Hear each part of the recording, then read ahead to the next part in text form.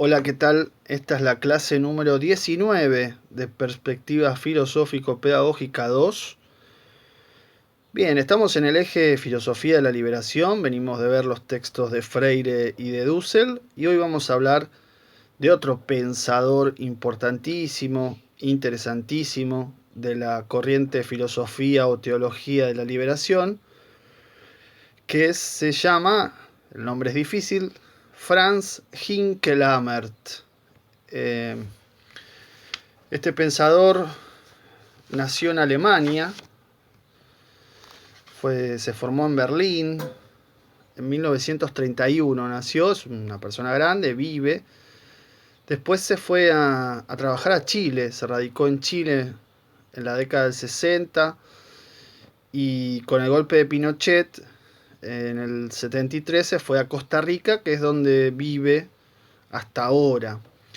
Tiene muchos libros publicados, entre ellos muchos textos sobre la iglesia y sobre teología también, y muchos textos sobre economía, crítica al capitalismo, a la globalización, y en este caso al neoliberalismo, que es lo que nos interesa. De hecho, el texto que tenemos acá forma parte de un libro que se llama La vida o el capital, antología esencial, la crítica y el apartado que tenemos se titula La crítica de la religión neoliberal del mercado y los derechos humanos. Este texto es de 2017, es muy reciente.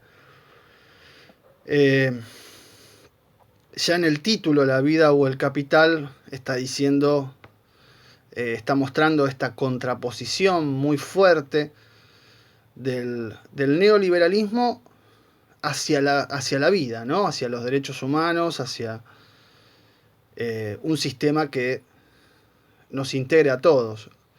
Y por eso la contraposición es muy fuerte, es muy llamativa, y retoma, ya desde el comienzo del texto, la crítica de Marx a la religión. Marx, este filósofo alemán tan importante, tiene una frase muy conocida que es: la religión es el opio de los pueblos. Y básicamente lo que sostiene es que la religión, o mejor dicho, Dios, es un invento humano, pero hecho de tal manera que invierte la relación, ¿no? Es decir, el ser humano inventa a Dios, pero lo que dice la religión es exactamente lo inverso, que Dios creó al ser humano. Y con eso lo que hace es buscar un sometimiento, un orden social, una justificación de muchas cosas. Y entonces Hinkelammer toma esa metáfora, esa idea del joven Marx, porque la plantea siendo muy joven, ¿no? Y la, la transporta a lo que es el neoliberalismo hoy, que es la versión más salvaje, más extrema, más inhumana del capitalismo. Y ¿qué es lo que pasa con este neoliberalismo? Que el mercado es mucho más importante que el ser humano, que el sistema económico justifica la muerte, justifica la explotación, la marginalidad, la agonía de los seres humanos. Entonces, no es el ser humano inventa el mercado para vivir mejor, pero lo que hace el neoliberalismo es invertir la relación e inventar, ahí ya en términos de ficción, este segundo inventar, un mercado como lo santo, lo sagrado, lo que hay que respetar porque sus leyes son absolutas, y aunque eso implique una enorme porción de la población en la pobreza, en la marginalidad y hasta por supuesto su eliminación misma. Con lo cual, si el mercado es más importante que el ser humano, lo que tenemos que hacer es, digamos, volver a la relación original, ¿no? Desinvertir, quitar la inversión que hace el neoliberalismo y colocar al ser humano por encima del mercado y el mercado al servicio del ser humano. Es decir, hay que desinvertir la visión invertida que el neoliberalismo nos presenta como sentido común, como verdad, como lo que no se puede ni discutir, ni tocar, ni nada por el estilo, ¿no? Bien, este es el planteo inicial, la tesis inicial. Entramos ahora en el primer apartado, que se titula El Dios de la religión del mercado, ¿no? Y este es el punto interesante, que con el neoliberalismo el mercado es llevado a la condición de Dios, es decir, lo sagrado, lo intocable, lo que no se puede modificar. Un Dios que está por encima de todos los demás dioses y que además, dice Hinkelamert, tiene una agresividad infinita. De hecho, ya Colón, Cristóbal Colón, por favor nos pongan el descubridor de América, si no fracasamos toda la materia, digamos. Venera al dios oro, ¿no? Al dios oro. De hecho sabemos, bueno, que en gran parte la conquista está motivada por una cuestión económica, ¿no? Que es el comercio con Oriente, que a Europa le interesa un montón y que se había bloqueado las rutas. Entonces el argumento de Colón para financiar justamente el viaje era que se podía llegar yendo por el océano, ¿no? Obviamente la gente de esa época sabía que la Tierra no es plana, contrariamente a los terraplanistas del siglo XXI. Quizás el error de Colón fue una suerte de problema de cálculo. Él pensaba que estaba a una distancia más cerca de lo que realmente estaba, pero si hubiera seguido y si no estaba América en el medio, bueno, probablemente no hubiera llegado por ese cálculo, pero digamos, en ningún momento se puso en duda eso de que iba al fin de la tierra, digamos, del horizonte y se iban a caer, iban a encontrarse con tortugas y todo ese tipo de mitos ridículos que, bueno, en fin, ya hace siglos, muchos siglos antes que Colón se sabía que la Tierra era redonda. El tema es que el mercado, el motivo económico, es no solo lo que lo lleva, sino lo que de alguna manera organiza toda la conquista, ¿no? Es decir, el saqueo de oro, de plata, es incalculable en toda América, pero también el saqueo de materias primas después y de fuerza de trabajo, ¿no? Es decir, esclavitud o semi-esclavitud, depende del caso. El punto es que claramente hay una codicia, ¿no? Hay un deseo de riqueza tan fuerte, que un personaje tan interesante como Fray Bartolomé de las Casas escribe, ya unos pocos años después de que ya se sabía que América era otro continente y demás, escribe y describe las dos cosas, la enorme destrucción que los conquistadores hacen sobre los pueblos sometidos y cómo son absolutamente mucho más o más codiciosos que propagadores del evangelio, ¿no? Es decir, van por la plata, no van para llevar la palabra de Dios ni nada por el estilo. Entonces, Bartolomé de las Casas, que es un cura, es el primero que denuncia esto y que dice en realidad a los conquistadores no les interesa el motivo religioso de la conquista, sino simplemente el dinero, enriquecerse y demás. Y también menciona acá Franz Hinkelamert a Thomas Hobbes, un filósofo del siglo XVII, que escribe un libro muy importante, se llama Leviatán, que es uno de los libros de filosofía política, sin dudas, de los primerísimos. Y es autor de una frase muy conocida también, ¿no? El hombre es lobo del hombre.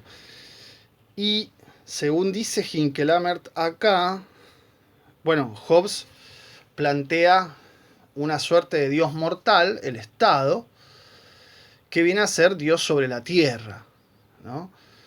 La autoridad máxima sobre la tierra. Y el dinero, según Hinkelamert, aparece dentro del Estado como el principio de vida, como la sangre, ¿no? Como que lo que circula.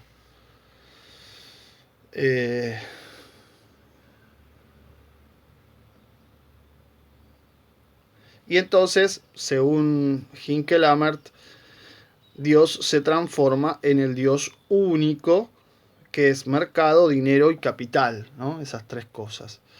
Yo tengo mis dudas sobre este punto de si efectivamente Hobbes legitima o justifica algo así como lo que dice Hinkelamert acá.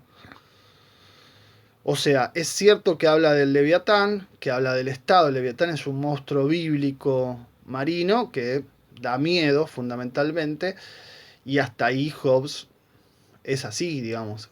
Quiere generar una autoridad fuerte que dé miedo. Luego, lo que dice respecto del dinero como principio de vida, como cuestión organizativa económica, tengo mis serias dudas. Me parece que no es así, pero tendría que verlo un poco más en detalle y volver a Hobbes y ver si es cierto que Hinkelamert lo dice. Así que eso no hay duda. Después puede haber, yo tengo mi duda si Hobbes efectivamente dice lo que Hinkelamert dice que dice. Pero en el apartado siguiente, que se titula El mercado de Adam Smith y su teologización, acá sí, créanme que lo que dice Hinkelamert es lo que dice Adam Smith. Adam Smith en el siglo XVIII es indudablemente el mentor, el gran teórico, pensador de la economía política y de lo que se llama liberalismo clásico. Liberalismo clásico. ¿Y qué es lo que dice Adam Smith? Y bueno, obviamente, según Hinkelamert, trata al mercado como una divinidad que regula la oferta y demanda por una suerte de mano invisible. Y entonces, acá es donde se consagra, según Hinkelamert, en esta mano invisible del mercado, un Dios superior a todos los dioses. ¿Qué es lo que dice Adam Smith rápidamente en el famoso texto La riqueza de las naciones? O en realidad tiene un título más largo el libro ese. Dice que, bueno, en general todos nos movemos no por benevolencia, no por ser buenos, sino por un interés egoísta. Y ese interés egoísta es ganar, obtener ganancia. Y entonces intercambiamos cosas y en el intercambio tratamos de ganar más. Entonces, si el mercado tiene muchas manzanas, ofrece muchas manzanas y hay una baja demanda de manzanas, el precio va a disminuir y nuestra ganancia también. Y entonces lo que va a suceder ahí es que los productores de manzanas se van a dar cuenta y van a decir, me parece que acá falta pera, por ejemplo, o lechuga, o carne, o cerveza, o lo que sea. Y entonces se van a poner a producir otra cosa que sea lo que falte. Y si esa cosa tiene mucha demanda y poca oferta, van a ganar mucho. Entonces, de alguna manera, oferta y demanda se van a ir equilibrando mutuamente, ¿sí? Y en base a esto, porque si después todos se ponen a producir eso que faltaba, de nuevo se da un exceso de oferta o una baja demanda y entonces baja el precio, baja la ganancia y entonces ahí de nuevo se vuelve a acomodar. Ese acomodamiento del mercado es lo que Adam Smith llama mano invisible, ¿no? Mano invisible. Es decir, la escasez de un producto lleva a que ese producto deba ser producido, digamos así. Y el exceso de ese producto hace que por la disminución misma de la ganancia baje la producción. Es decir, el mercado se autorregula solo en oferta y demanda, no hay que tocarlo, no hay que meterse, hay que dejar que se equilibre solo. Y por supuesto, eh, esa es la mano invisible, ¿no? Claramente esa es la mano invisible del mercado que permite entonces incluso intercambiar a los seres humanos como mercancía, dice Hinkelhammer, ¿no? Es decir, como un objeto más que se compra y se vende, o como diría Marx, se compra y se vende su fuerza de trabajo, su capacidad para trabajar. Si hay muchos trabajadores entonces, o si hay mucha oferta de mano de obra, desocupados, marginales, el sueldo va a bajar. No importa que eso haga que la gente se muera de hambre, por supuesto. Eso es lo que menos importa para la economía liberal. Y si hay poca, al revés, si hay mucho empleo, si hay casi pleno empleo, esa fuerza de trabajo, esas personas que solo tienen sus brazos, obviamente va a valer más, porque escasea. El punto acá es que si el ser humano se puede comprar o vender, es decir, si de golpe se vuelve una mercancía más, entonces en el interín de la autorregulación del mercado, muchos van a poder morir por hambre o enfermedad. Y esto se parece al dios medieval, ¿no? Que decide arbitrariamente sobre la vida y la muerte de las personas. En este caso, el dios medieval es el mercado, que decide si te da trabajo o no, es decir, si podés vivir y comer o no. Obviamente, el neoliberalismo va a explotar esta idea mucho más todavía, de modo tal que las leyes del mercado sean sagradas y transformen al ser humano en una bestia, ¿no? En un animal, en energía que tiene que producir y nada más. Ese pensamiento va contra los derechos humanos, va contra la ética, y esta cuestión de los derechos humanos, como bien dice Hinkelhammer, se origina con la Revolución Francesa, de la cual vamos a hablar de inmediato. Los derechos humanos, que es aquello con lo que choca el neoliberalismo, es algo nuevo en la historia, dice Hinkelhammer. Comienza con la Revolución Francesa, con la famosa Declaración de los Derechos del Hombre y del Ciudadano, reconociendo entonces la humanidad, ¿sí? Reconociendo la dignidad humana, la libertad. Pero claro, es un derecho en principio un poco abstracto, ¿no? ¿Por qué? Y bueno, porque solo reconoce como seres humanos al ser masculino, ¿no? Propietario, o sea, no a la mujer, propietario y de extrema explotación. Es decir, ¿cuál es el problema acá? Que vale solamente para los ciudadanos, como dice, ¿no? Los derechos del ciudadano y del hombre son el hombre, varón, digamos así, blanco, burgués, ¿no?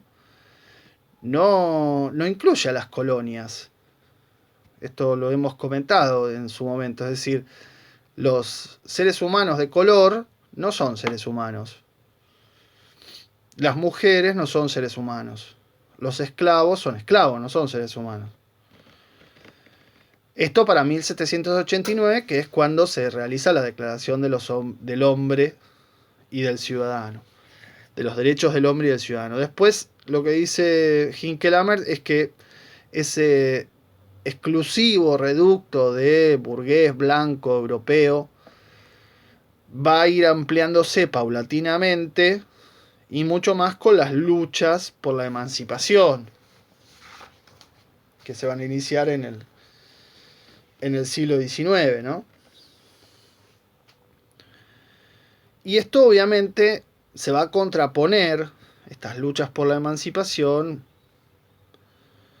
al cierre de los derechos en la burguesía, ¿no? Es decir, la burguesía es muy revolucionaria hasta 1789, ¿no? Quiere libertad, igualdad, fraternidad, los principios de la Revolución Francesa, hasta que lo logra, y una vez que llega al poder y se instala, esto es un proceso largo igualmente, pero a grandes rasgos, después no quiere seguir ampliando derechos para la gente común y corriente que quedó sin incorporarse al poder, y entonces se opone a esa ampliación.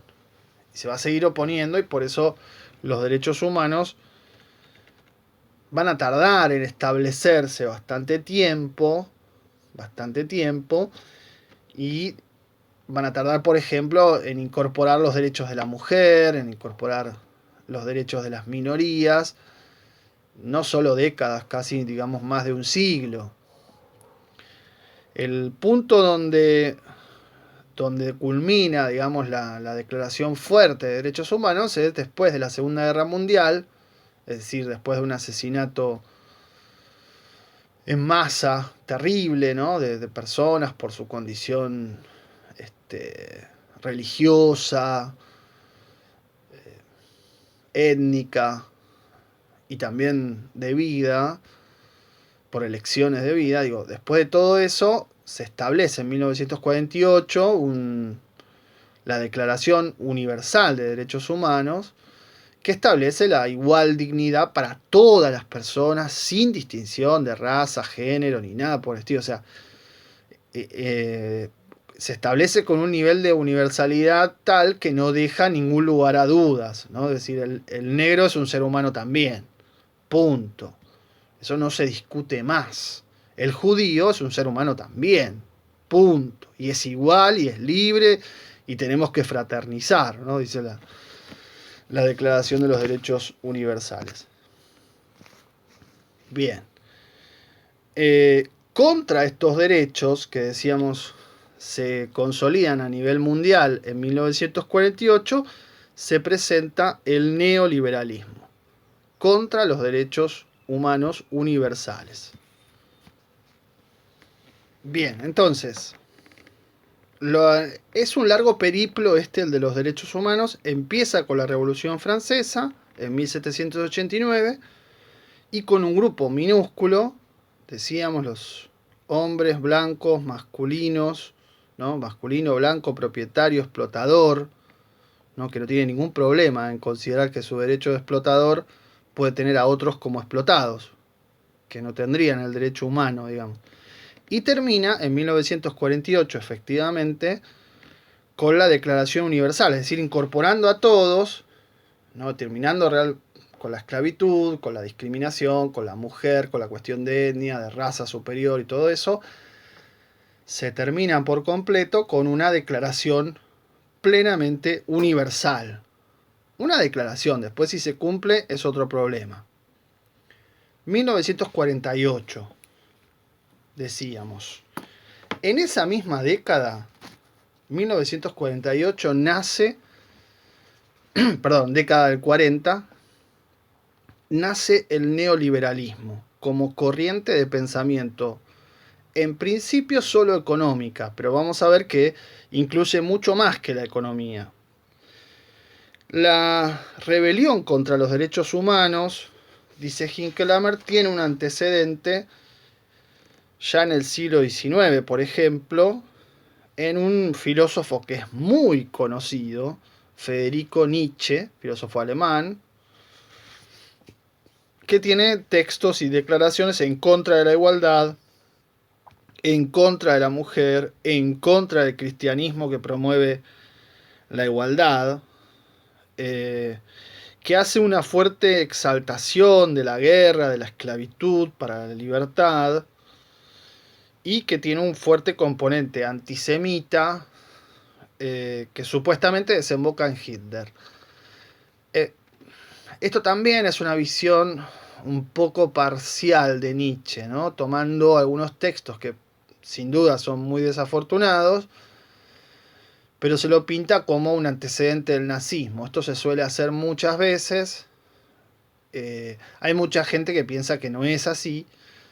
Nietzsche pasó los últimos 10 años de su vida loco. Los textos fueron escritos de él, fueron fraguados, ¿no? Fueron tachados y reescritos por la hermana que los preservó y que sí, que efectivamente estuvo casada con personas que formaron, con una persona que formó parte del partido nazi. O sea, hay mucha discusión sobre ese tema, si Nietzsche efectivamente tiene textos donde dan pasajes para todo esto que dice Hinckelammer, pero pasa lo mismo que con Hobbes. Yo tendría, por lo menos, dejaría abierta la duda para pensar que, en este caso, de nuevo, Nietzsche puede ser y efectivamente es otra cosa, además de lo que dice Hinckelammer acá.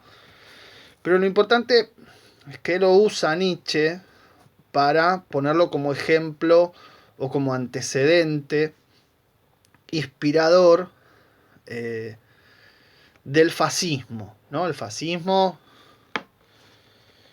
obviamente, utiliza la fuerza como como el sinónimo de verdad, de imposición, y entonces la voluntad de poder, que es un concepto de Nietzsche, se impone por sobre las personas, porque es voluntad, porque es decisión y porque tiene el poder para hacerlo, se impone por sobre las personas y por ende también por sobre los derechos humanos. Y la mejor forma de dejar que se imponga el más fuerte es a través de, en la economía, a través de la competencia. Y de esta manera dejar que la competencia haga el trabajo de eliminación, digamos así, de los más débiles, ¿no? Es decir, hay un enlace, si ustedes ven acá, entre, bueno, primero Nietzsche, después el fascismo que recuerden empieza en Italia con Mussolini. El fascismo persigue gente, aprieta, partido único, ¿no? Es decir, una concepción autoritaria del poder, pero justificada en esto, en que el poder es eso, es autoritarismo, ¿no? Es autoridad que se impone. Y eso termina en el nazismo, como decíamos, con millones y millones de muertos y de campos de concentración donde se llevaban a las personas simplemente por su raza o por su creencia religiosa y demás. La atrocidad más fuerte entonces del siglo XX, es decir, el nazismo es de nuevo un fascismo muy racista, muy extremo en sus medidas y en su concepción también. Y enlaza esa idea de fascismo, de voluntad de poder que se impone sobre los derechos humanos, con el tema de la competencia y de la guerra. ¿No? Es decir, la competencia es una forma de guerra. Veamos en la página 161, dice Hinckelammer, la segunda columna, todas estas posiciones antihumanistas de los fascismos, vuelven a aparecer con un ropaje bastante cambiado. Ya no se trata de un pensamiento sostenido en un movimiento de masas, ni en el Estado, ahora se sustenta en el mercado y las empresas, ¿no? Es decir, Nietzsche, fascismo, empresas. Estas empresas dominan los medios de comunicación, ¿no? Fíjense qué interesante. De hecho, la propaganda, ¿no? Como tal, el cine, empiezan con el nazismo. En esta década del 40, ¿no? Es decir, ahí es donde empieza la propaganda y ahí es donde empiezan los medios de comunicación. Primero el cine en ese momento va a ser muy fuerte y después el cine empieza un tiempo antes, claro, pero en ese momento empieza a ser fuerte, de masas, un medio de comunicación de masas, y la propaganda, lo que hoy llamamos publicidad, empieza con el nazismo y se propaga, y tenemos hoy la tele, que es un aparato, y las redes sociales como aparatos de propaganda de masas muy fuertes. Y aparecen ahora los medios de comunicación que son los herederos de ese fascismo tan terrible de la primera mitad del siglo XX.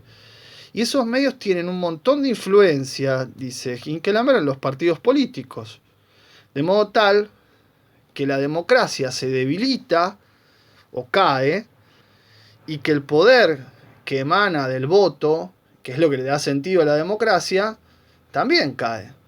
Y entonces los medios pueden sacar y poner gobiernos, ¿no? Hay un gobierno de las empresas, de los sectores poderosos, un gobierno real, y después va a haber un gobierno político que como una títere, una cáscara, se maneja, se apoya o se busca voltear.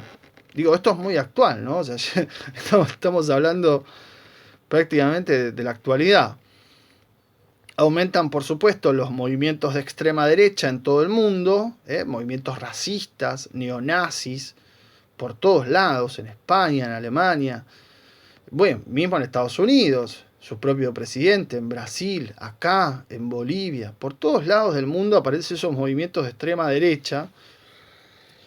Y hay además también, gracias al poder de los medios, ¿no? Que es el gobierno de las empresas, de las corporaciones, que son los que foguean también estos movimientos de extrema derecha, bastante enloquecidos y bastante dispuestos a hacer cualquier cosa, junto con un fuerte vaciamiento de la cultura, ¿no? Es decir, una cultura que se ha ido cada vez más vaciando. ¿Cuántos libros se leen? Se leen mucho menos libros que hace 30, 40 años.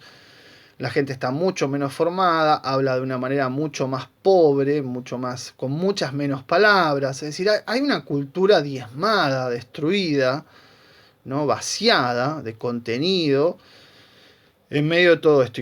Es decir, cada vez somos más dependientes de los medios de comunicación y de lo que los medios de comunicación nos dicen que es la realidad. Todo esto se condice para Hinckelammer con la racionalidad del mercado total, ¿no? Es decir, ya no hay más religiones tradicionales, hay una gran desconfianza hacia las religiones más tradicionales. Bueno, aparece una nueva religión sacrificial, es decir, que va a justificar el sacrificio, y se llama neoliberalismo. Neoliberalismo. El neoliberalismo, y acá vamos a la tesis central en este apartado, la actual declaración de la irrelevancia de los derechos humanos, el neoliberalismo, va en contra de los derechos humanos. Esta es la tesis fuerte, digamos, del texto de Hinckelammer. Como les decía antes, el neoliberalismo, como su nombre lo indica, es el liberalismo clásico. Hablábamos hace un rato de Adam Smith, pero neo, ¿no? Es decir, nuevo. Y ese nuevo es terrible porque le agrega más extremidad, lo hace mucho más extremo que el liberalismo clásico, que creía ingenuamente, o no tan ingenuamente, porque eso siempre beneficia a los que más tienen, en la mano invisible del mercado. Los tres pensadores, economistas que cita acá Hinckelammer, son los tres pilares, los tres popes, los tres ideólogos del neoliberalismo: von Mises, Hayek y Milton Friedman. De los tres extrae algunas declaraciones que son realmente terribles, pero que sirven para demostrar esta sacralización, ¿no? Esta divinización del mercado y el desprecio por el ser humano y por los derechos humanos. En el caso de von Mises, lo que dice es que los derechos inalienables, ¿no?, son un error grave. Primero está el derecho de propiedad. Y después, en segundo lugar, está el derecho a poder vivir. Es decir, pueden vivir los que tienen propiedad. Si no tienen propiedad, no tienen derecho a vivir. Esto es lo que está diciendo von Mises. Por lo tanto, ya va en contra de los derechos humanos. Le está diciendo a los que no tienen nada, ustedes no tienen derecho a vivir, porque no tienen nada. Son los débiles a eliminar por por la competencia, digamos, ¿no? Von Hayek más o menos dice algo parecido. Hay que dejar morir, no matar. Dejar morir. Con hambres, con pestes, con mortalidad infantil. Sacrificar vidas individuales que van a servir al beneficio del resto, ¿no? Esto es lo que dicen los neoliberales respecto de los pobres, los muertos de hambre, los marginados, No repartir la riqueza, no, la riqueza está muy bien, eso está muy bien. No pagar impuestos, ellos están en contra del impuesto, ¿no? Para los neoliberales el Estado ni debería existir, ¿no? Y aparecen un montón hoy de economistas neoliberales en la tele. Tengan cuidado, porque cuando se dan vuelta hay uno en la tele.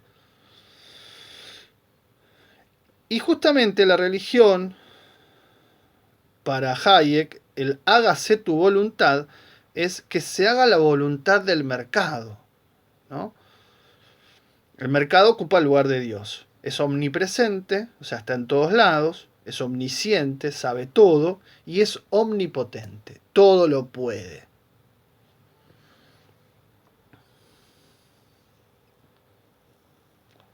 Milton Friedman, que es más joven que los dos primeros, pero que es un gran propagandista del neoliberalismo, sobre todo en Estados Unidos, ¿no? Les decía, esta corriente nace en los años 40 en contra del estado de bienestar, ¿no? Es decir, el estado de bienestar que procura salud, trabajo, bienestar, ¿no? Bien vivir para educación, para todos, que busca ese piso de igualdad y dignidad para todas las personas, es la gran solución después de la Segunda Guerra Mundial. El neoliberalismo detesta al Estado, lo coloca como lo peor de lo peor, como si fuera el diablo, lo malo. ¿Por qué con la plata de mis impuestos tengo que pagar no sé qué? Y coloca en el lugar sagrado al mercado, hace esa operación. La viene haciendo desde los 40, claro, tarda unas décadas en convencer. Acá en Argentina tuvimos la primer ola neoliberal con Martínez de Hoz en la dictadura. Después vino el menemismo y de la Rúa. Y la tercera con Macri. Es decir, el neoliberalismo va buscando distintas maneras, pero siempre con la misma fórmula, que es ajustar, enriquecer cada vez más a los ricos y empobrecer cada vez más a los pobres. Por lo tanto, tiene un sentido, digamos, de exclusión, de muerte, ¿no? O de dejar morir, que es peor. Milton Friedman, le decía, es el más famoso de los tres, más conocido, un gran difusor en los años 70, 80, sobre todo, que es con Ronald Reagan en Estados Unidos y después con Margaret Thatcher en el Reino Unido, cuanto más se propaga el neoliberalismo a nivel mundial. Y Friedman sostiene que la libertad incluye la libertad de matar al vecino o al prójimo, al que está al lado, ¿no? Y que eso, que para introducir la ley del mercado está justificado. Matar. De hecho, varios neoliberales estuvieron siempre de acuerdo con las dictaduras latinoamericanas. Hablamos acá recién de Martínez de Hoz en la época de la dictadura militar argentina, pero también tenemos que hablar de Pinochet en Chile, por ejemplo. El mercado entonces es el soberano absoluto, es lo más sagrado, y fuera del mercado no hay derechos ni obligaciones de nada, ¿no? No vale nada. Friedman dice que hay que tener fe en la economía libre, es decir, en el libre mercado, que realiza tan bien sus funciones, da a la gente lo que la gente quiere y no lo que el gobierno o un grupo determinado piensa que debe querer, ¿no? En el fondo de todas las objeciones contra el mercado libre hay siempre una falta de fe en la libertad misma, ¿no? Es decir, corre por el tema de la libertad todas las otras visiones que dicen que, claro, la libertad es dejar morir, ¿no? Tengamos fe en la libertad, que con la libertad hacemos todo. También dejar morir a los que no tienen nada. Esto es lo que señala claramente Hinckelhammer, ¿no? Que las injusticias, el dejar morir, son justificadas por esta fe en la libertad y en la autorregulación del mercado. Y por ende, este sistema no se lleva con la democracia, ¿no? Es decir, claramente los problemas no se resuelven en las urnas, sino respetando las sagradas leyes de mercado, y por eso Friedman visitó a Pinochet. O sea, no tiene ningún problema en suscribir una dictadura con tal de que esa dictadura fomente el libre mercado, es decir, el achicamiento del Estado y los negocios y el agrandamiento de los negocios de los privados. Uno de los lemas de la dictadura era acá achicar el Estado para agrandar la nación, y lo que supimos que eso siempre significaba es achicar el Estado para agrandar el mercado. El mercado se ha vuelto cada vez más sólido, muchas empresas se han enriquecido con la dictadura y a partir de ahí viven extorsionando a todos los gobiernos democráticos para que hagan lo que ellos quieren que hagan, ¿no? Es decir, ellos son los más poderosos, los tipos más poderosos dueños de la Argentina. Bien, y entonces el neoliberalismo se plasma en un documento, acá menciona Hinckelhammer la Declaración de Santa Fe, que es Santa Fe pero no en Argentina, sino en Estados Unidos, de 1980, que es un documento base del gobierno de Reagan, donde incluso también la iglesia tiene una religión, ¿no? La iglesia se ha vuelto también una iglesia, tendríamos, del mercado, ¿no? Donde, qué sé yo, ahora también hay muchas iglesias, ya no hay una iglesia, sino muchas, y que se adaptan a esta cuestión de Dios te va a ayudar, Dios te va a proveer, Dios te va a dar prosperidad, y ese tipo de cosas. Pero además es el momento, según Hinckelhammer, de consagración. El neoliberalismo es una religión, es incuestionable, el Dios mercado lo va a resolver todo, y para usar un chiste de los Simpsons, líder. Líder. Y lo único que hay que hacer es creer.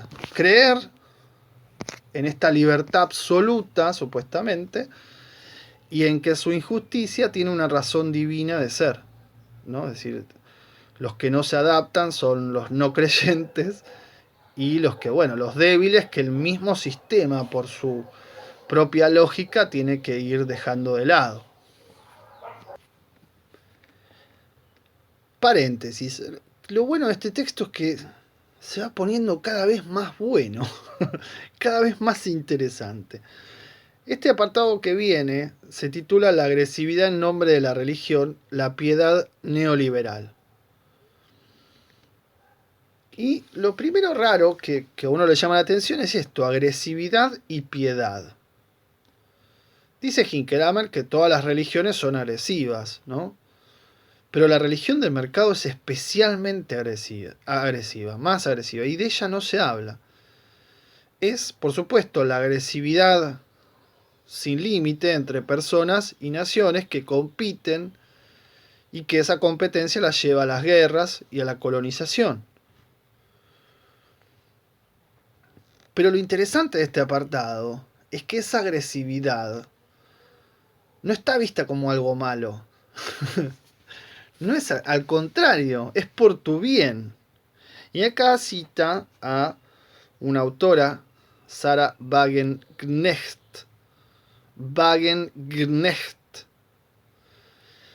Que dice que la codicia en Estados Unidos, la codicia, se le identifica con la piedad. ¿Cómo? Sí. ¿Qué quiere decir piedad? ¿Qué quiere decir codicia? ¿Qué quiere decir? Codicia es ese deseo de riqueza. Más, no me alcanza nunca. Piedad es el sentir algo por el sufrimiento del otro. Es el conmoverse, digamos así, por el sufrimiento del otro. Eso es la piedad. Bueno, de hecho, la piedad es una famosa obra de arte que justamente refleja eso, ¿no? La conmoción frente al sufrimiento. Es un tema individual, ¿no? Y al mismo tiempo es estructural y sistémico, según esta autora Sarah Wagenknecht. Pero entonces piedad va entre comillas y significa todo lo contrario a lo que significa literalmente. Que es, ¿qué significa piedad? Literalmente ayudar al que necesita, ¿no? Conmoverse frente al sufrimiento del otro y querer hacer algo para ayudar.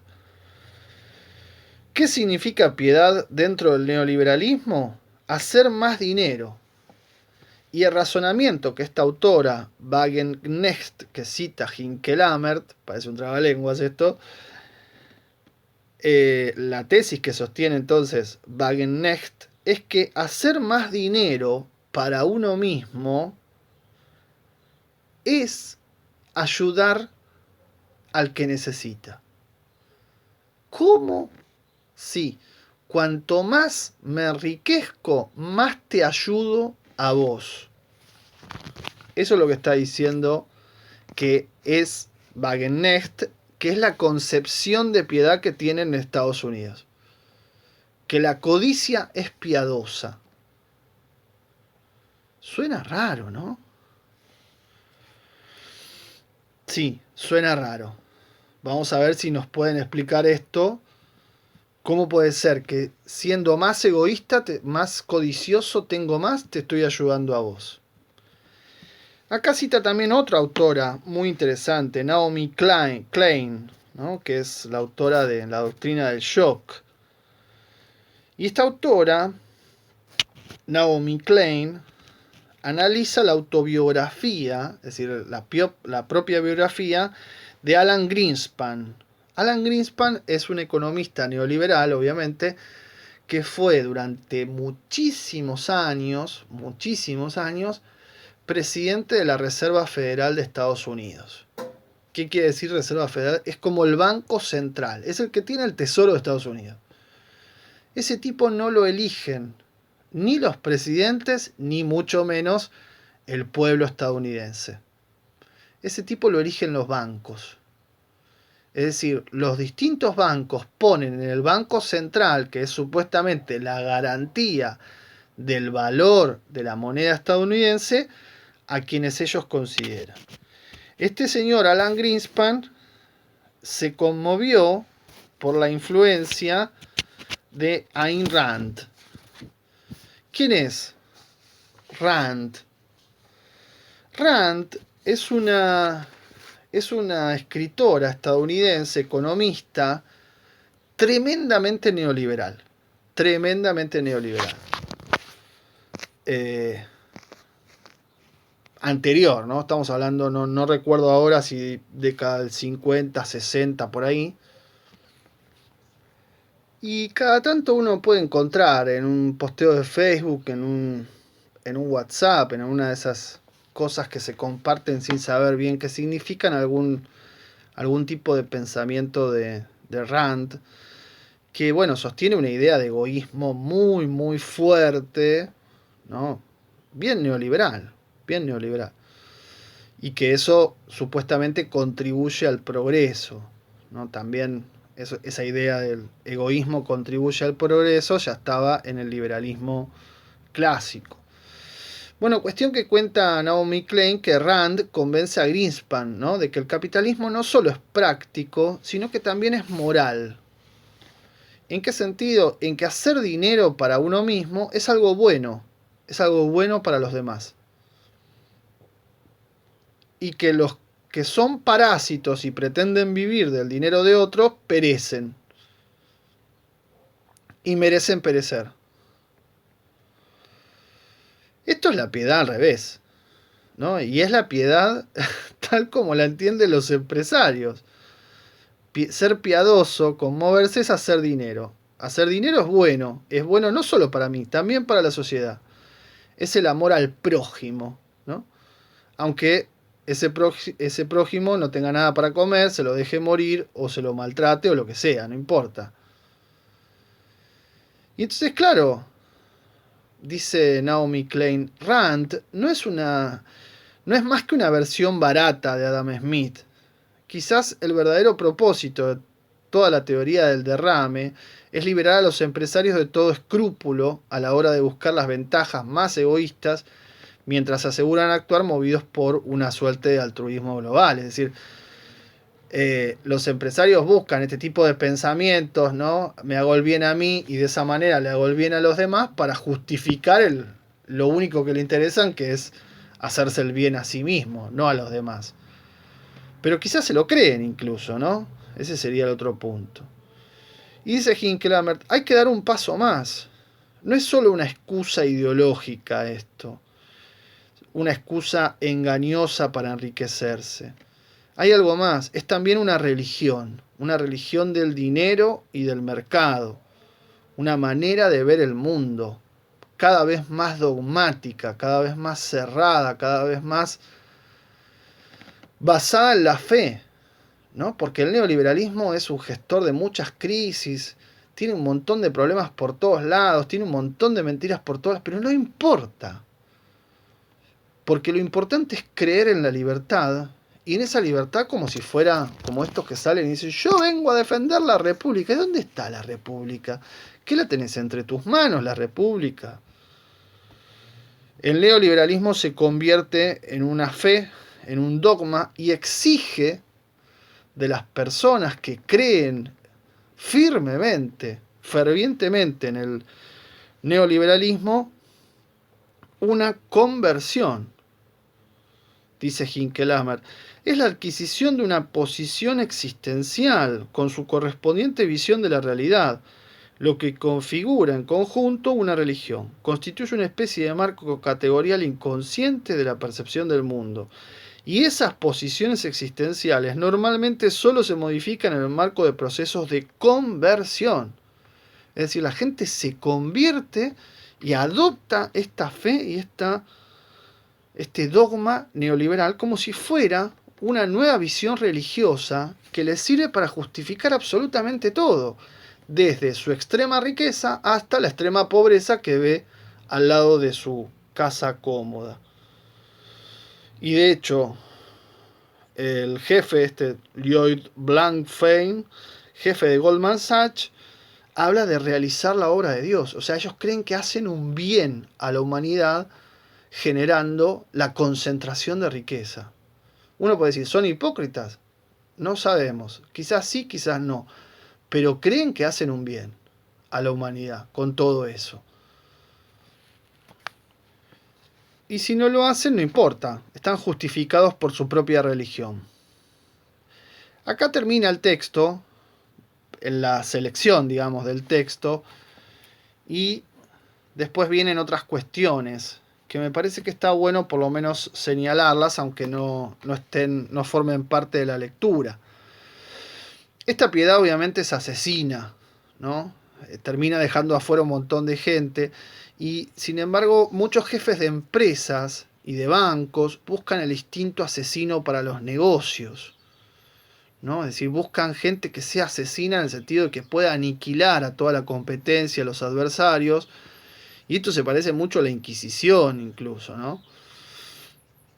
Cuenta Hinckelhammer. También el consenso de Washington, que es justamente el dios del neoliberalismo, el dios de la privatización, de la CIA y la guerra contra las ideas comunistas, ¿no? Entonces, solo se acepta aquel cristianismo que esté de acuerdo con la religión neoliberal del mercado, como fue el Papa Juan Pablo II, que también perseguía ideas comunistas, y también las ideas de teología de la liberación, de la cual Hinckelhammer forma parte. Entonces, solo se acepta eso. El resto no se acepta, ¿no? Obviamente. Y finalmente hay una suerte de fundamentalismo apocalíptico, ¿no? En Estados Unidos, en la década del 70, se empieza a hablar mucho de una catástrofe, de la segunda venida de Cristo. Eso hace que aumenten mucho las tasas de ganancia. Aparecen Thatcher, Reagan, Bush, ¿no? Una suerte de antiutopía o utopía antiutópica, ¿no? Una sociedad que ya no tiene más esperanzas en un futuro mejor, y entonces lucha contra el anticristo. El anticristo son los que quieren un mundo mejor, más justo, ¿no? Y luchan para que se dé el fin del mundo, para que haya un nuevo mundo y se salven los que se tienen que salvar, que son los que ganan plata. Eso van a ser los renacidos. Entonces, cuanto más destrucción del mundo actual, más esperanza de que llegue un nuevo mundo. Por eso son apocalípticos. Entonces aparece un fanático religioso de ultraderecha ya en la década del 70. Después aparecen muchos libros también de ciencia ficción y revistas donde Dios aparece, rapta a los elegidos para salvarlos del fin del mundo, y donde el anticristo, por ejemplo, es el secretario de la ONU, que busca salvar a la humanidad para la paz, pero en realidad impide que suceda la catástrofe que va a terminar salvando a los que verdaderamente hay que salvar.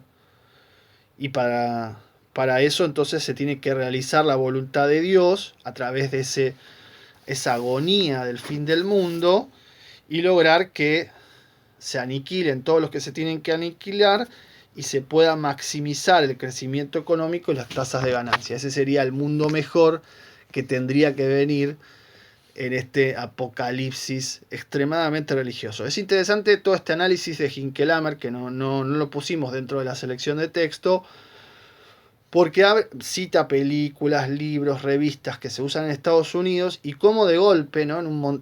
Habla de los números de circulación que tienen esas revistas y cómo se influyen estas ideas neoliberales, se meten por todos lados y fomentando una sensación de crisis final, pero que esa crisis final está buena porque lo que va a venir es la justicia divina, que esa justicia divina va a poner a los más ricos en el lugar que se merecen y va a desechar a todos los que son desechables.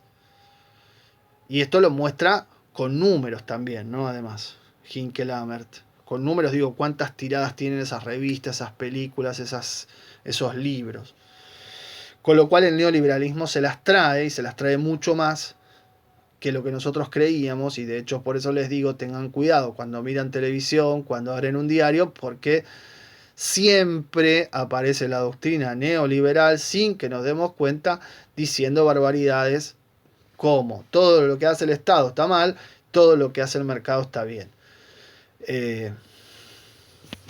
Por supuesto que no es exactamente al revés, pero créanme, cada vez que esa idea cobró fuerza en la sociedad, en Argentina y en el mundo, el nivel de destrucción, de injusticia y de desigualdad se disparó. Se dispararon. Todos esos índices se dispararon. Y si vivimos un mundo mucho peor que el de hace 50 años, no es por el peronismo ni por todas esas estupideces que dicen por ahí, es porque existe esta corriente que se llama neoliberalismo, que extremiza ya la injusticia propia del capitalismo. Bueno, me excedí un poco, pero creo que este tema valía la pena, créanme, este autor Hinckelammer vale la pena, aunque esta clase se haya hecho muy larga. Nos vemos la próxima.